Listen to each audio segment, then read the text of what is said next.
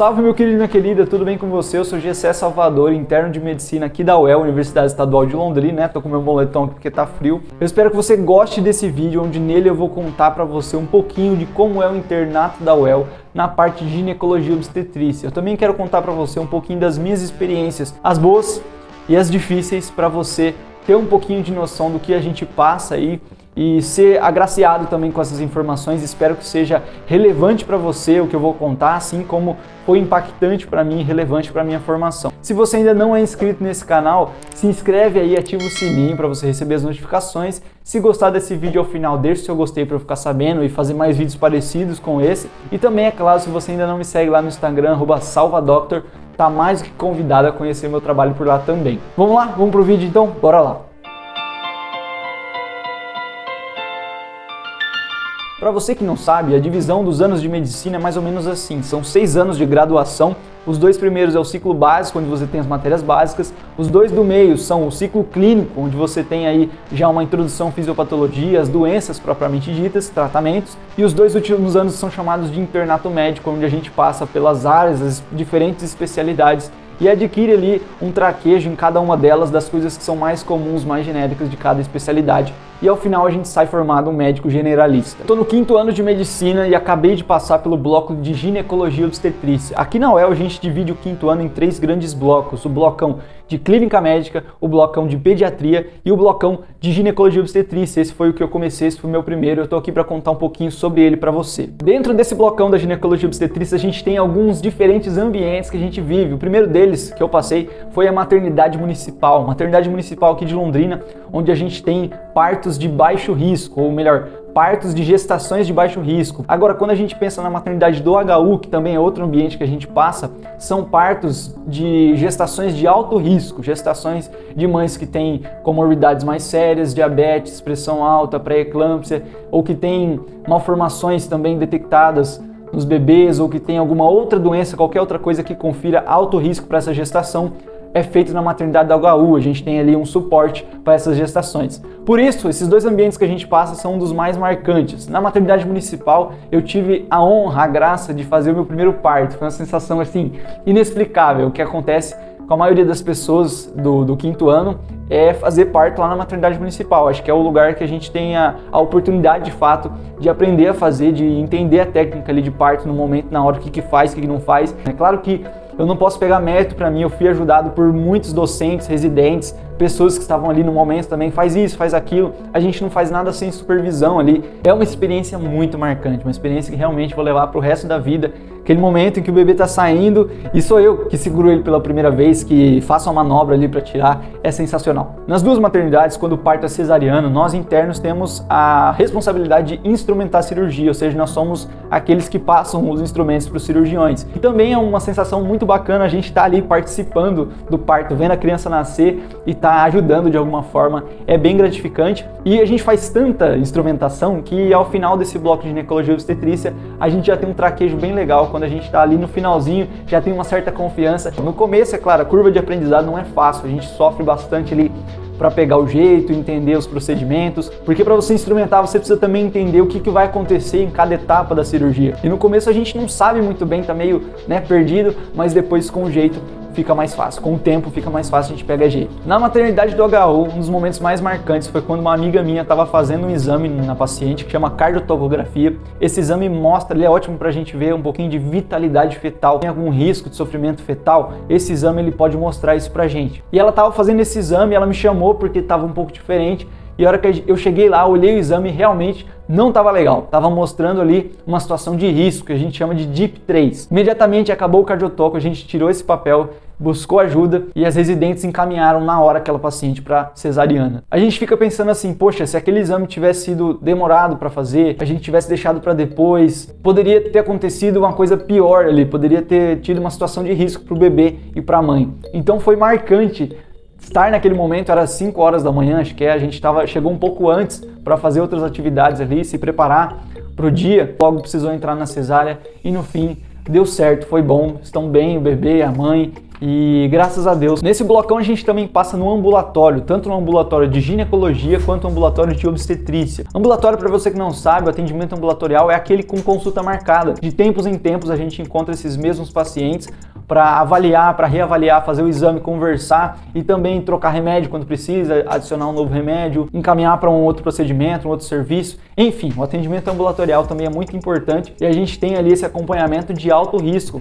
lá no HU, no caso da obstetrícia, e ginecologia, casos gerais, de todas as doenças que você imaginar, da parte ginecológica, é claro. No ambulatório, a experiência mais marcante para mim foi uma experiência difícil. Eu tive que dar notícia para uma paciente que queria muito ter filhos, que o exame que ela fez, se chama histerosalpingografia, mostrava que ela tinha as duas tubas preenchidas. Em outras palavras, ela não conseguiria ter filhos naturalmente, apenas usando fertilização in vitro. Diante daquele panorama que o exame mostrou, ela só conseguiria ter filhos ou só conseguirá ter filhos por fertilização in vitro. Não é uma notícia fácil de dar, ainda mais quando a pessoa quer muito engravidar, e era o caso, era um ambulatório de planejamento familiar, onde tem esse aconselhamento também de casais que querem engravidar. Foi um momento muito difícil. Eu tentei da melhor forma explicar o que estava acontecendo, mostrar para ela por que a gente estava dizendo aquilo para ela, o que deu no exame, mas também dando esperança. Existe uma alternativa e que ela poderia, sim, correr atrás, se planejar, se possível, para tentar fazer isso. A gente sabe que a fertilização in vitro não é algo muito acessível atualmente, quem sabe no futuro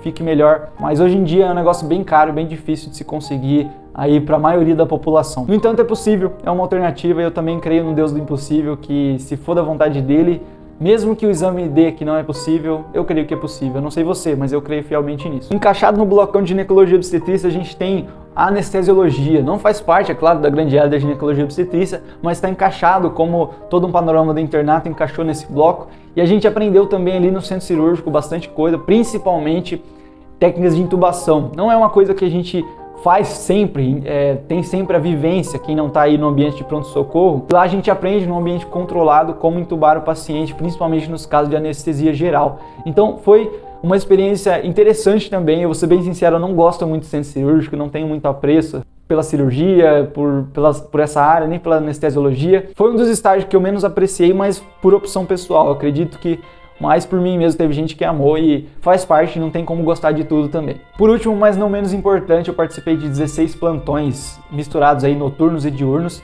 no pronto-socorro da obstetrícia. Já postei aqui um vlog do meu primeiro plantão lá no PSO, né, o pronto-socorro da obstetrícia. Se você ainda não assistiu, clica aí no card para você assistir. E olha, o pronto-socorro da obstetrícia foi onde eu vi as coisas mais tristes, onde eu vi as situações mais fortes, né, marcantes assim para mim, e eu vou contar algumas delas para você. Uma das coisas que me marcou muito foi ver um aborto espontâneo acontecendo na minha frente. Uma paciente chegou com muita cólica, muito sangramento. Quando a gente foi examinar ela, realmente estava cheio de restos, a região íntima dela estava cheio de restos ovulares, pedaços de placenta, coágulos de sangue, e a gente foi pegando com os aparelhos ali, tirando de dentro da paciente, colocando no cantinho, né, para mandar para análise. E deu pra ver, sabe, o embrião, quando saiu, peguei assim na palma da mão. São imagens bem marcantes, bem fortes pra gente que é da área da saúde, que tem visto isso. Também é claro para a paciente passar por tudo isso. Mas depois a gente vê mais uma, acaba se acostumando. Outras duas situações ainda foram mais marcantes. Entre elas, uma em que eu presenciei o parto de um bebê em óbito fetal. A mãe já sabia, o bebê tinha falecido dentro do útero, né, no meio da gestação. O bebê, infelizmente, foi a óbito. E mesmo assim, precisa sair, né? Não pode ficar lá dentro. Então a gente presencia parto de bebê que já não está mais vivo. É uma cena muito difícil, pois todo o sofrimento de um parto geralmente é amenizado com a esperança da mãe de ver o filho. Então a gente sempre fala, poxa, faz força, já o bebê está no seu colo, sorrindo, tá com você, tá na sua casa, tá com a sua família. E é difícil você não poder falar a mesma coisa para um paciente que sabe que o bebê já não está mais vivo. É muito difícil. Ela mesma falava isso. A gente ficava sem ter muita fala, falava que logo ia melhorar, que a dor ia passar. Isso é o que poderíamos falar naquele momento, mas não é fácil. Não é fácil ver um bebê nascendo, né? Quando a gente fala a palavra nascimento, já inspira vida, e um bebê, ele nasce sem vida. É muito difícil. E eu levo essas experiências para minha vida com muita reflexão. E você também, tudo que acontecer na sua vida, leve com reflexão, seja os momentos fáceis e os momentos difíceis. A gente tem sempre que aprender com cada situação, porque todo dia tem coisa para nos ensinar, todo dia tem alguma lição para nos passar. Se um já é difícil, imagina dois. Foi isso que aconteceu. E para mim é a cena mais marcante até agora do meu internato, de toda a faculdade de medicina, a cena mais marcante. Uma mãe que tinha acabado de dar à luz a 2 bebês que já não estavam mais vivos, e ela estava com os 2 bebês, um sobre o seu colo e um do lado da sua cabeça. E quando eu cheguei no quarto e vi aquela cena, eu fui tomado de uma grande emoção também, e a situação ali era muito difícil de se descrever. Eu estou descrevendo agora, mas eu não quero dar muitos detalhes para você não ficar pensando nisso. Porém, a mãe estava bastante chorosa, é claro, com toda a razão do mundo. E não foi fácil ver aquilo descendo ali na garganta, ter que ver aquela situação sem muitas vezes saber o que falar. A gente não sabe muito o que falar. Eu pude conversar um pouco com a mãe, trazer palavras de esperança, de consolo para ela, mas a maior parte do tempo eu fiquei em silêncio. Passando por aquele momento junto e deixando que o silêncio falasse mais alto. Aquela cena me marcou para sempre, eu não tenho outra coisa para falar. Aquela mãe e aqueles 2 filhos, eles estão na minha memória de uma tal forma que eu não vou me esquecer mais deles. E mesmo que, infelizmente, eles não estejam aqui agora, vivos e no colo da mãe como a gente gostaria que estivesse, eles cumpriram um propósito no meu coração, que é de me ensinar muita coisa. Eu aprendi muito com eles e sigo aprendendo com essa memória. Nesse momento eu me lembro das palavras de Jesus Cristo, quando um dia alguém perguntou para ele sobre um cego de nascença: Senhor, quem pecou para que ele se nascesse cego, ele ou os pais dele? Tentaram pegar o Senhor Jesus nessa pergunta, porque se ele falasse que eram os pais, por que a criança estaria pagando por um erro dos pais? E se falasse que era o filho, em que momento que ele pecou se ele estava dentro da barriga da mãe? E a resposta do Senhor foi perfeita, disse: nenhum dos dois, mas ele nasceu assim para que nele se manifeste o propósito de Deus.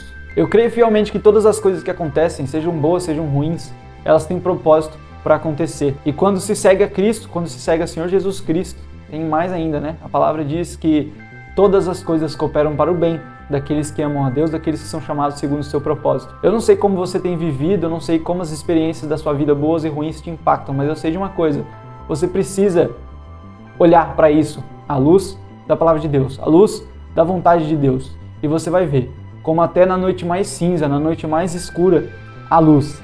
Há luz. Existe luz proveniente dele, que é a nossa luz, que é a luz do mundo, o Senhor Jesus Cristo. Espero que você tenha gostado desse vídeo, que de alguma forma ele tenha falado ao seu coração, assim como falou ao meu, só de gravar aqui e relembrar todas essas memórias. Tem muito mais coisa que eu anotei aqui que talvez daria para falar. Sei que tem muita coisa para acontecer ainda nesse internato e eu espero você aqui para compartilhar outras coisas que ainda estão pela frente, tá bom? Um abraço, fica com Deus, até a próxima aí. Tchau, tchau. Segue lá no Instagram e se gostou, deixa o joinha aí. Até mais.